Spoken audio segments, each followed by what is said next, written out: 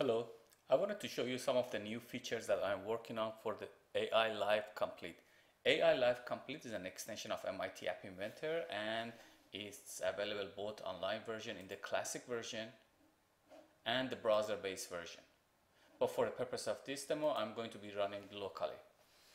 And AiLiveComplete can be used to quickly build Android applications. So let's check out and see these new features. So what you see here is my design editor, and this is my device being emulated on my computer screen. So for this purpose, I have a couple of just some common components here, which are the checkboxes, and I have a button here and an image here. And for the purpose of the demo, what I'm going to be showing you, I've set the width of and the height of them to 155 by 165, and I'll show you the reason for that. Okay, so let's take a look and see how this actually looks on our design editor. On the blocks editor. So on the blocks editor, what we are going to do is for that button, which is this one right here, I'm going to assign it an image. And these images, they have been pre-uploaded onto as media file onto the application, and you can see these images right there. Alright, so let's go to the blocks editor. So the blocks editor, I'm going to take that button and assign it the image. So, and now you can see that image right there. Okay, so here comes the new features. So for the new features, let's say that we want to be able to fade this out and in. So here's a block for doing the fading. So what I'm doing here is that we are saying that for that button or the components, this is actually true about any of the visible components. You can do the same thing. So you are saying that for that button, you want to do the fading and you want to go from the opacity of 1 to 0.1. That means you want to be able to fade it out. The duration of it is going to be 2000 milliseconds, which is 2 seconds, and you want to do it 4 times. So what we are going to do is that we are going to take this image and we are going to fade out, fade in, fade out, fade in. So let's see how this looks like when we actually execute it. So this is 1 time, and this is 2 times. So you can see that how the fading is actually accomplished. You notice that there was a small lag here, and the lag is because of my device being projected onto this computer screen. Okay, so let's look at some of the other features. So let's say that you want to make an animation out of this. So I have uploaded a series of images, which goes from 1.gif to 12.gif. These names don't have to be in numeric sequence or any naming convention.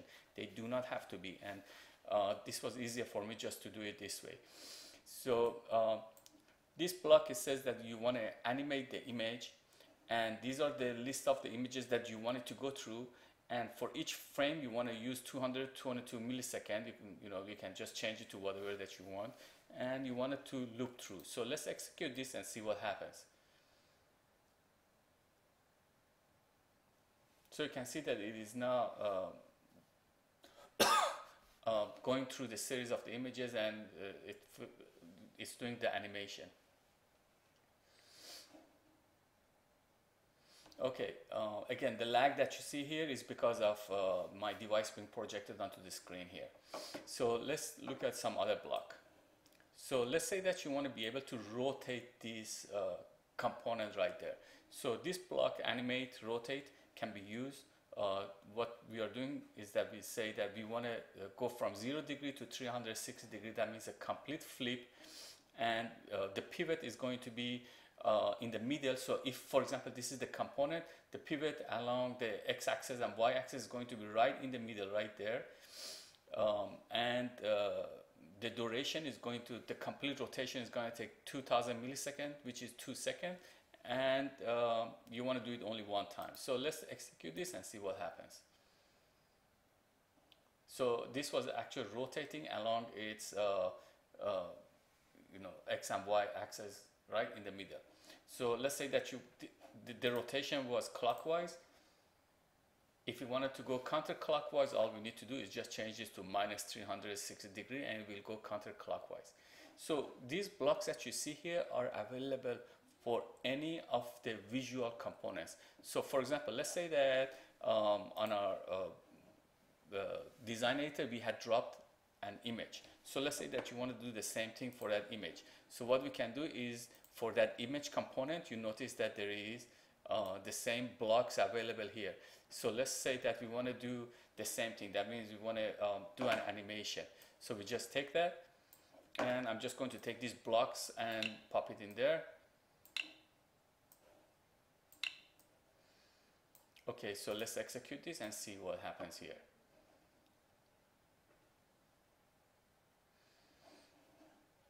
So these are again true for any of the visual components. For example, even if you look at the checkbox, for example, for a checkbox, you'll notice that it's the same thing right there.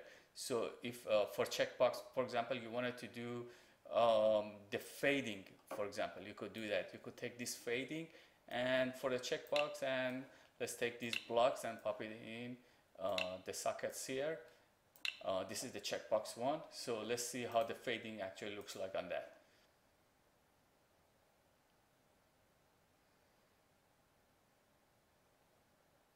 So again, these are some of the new features that I'm working on for the AiLiveComplete, and hope you like it. Thanks.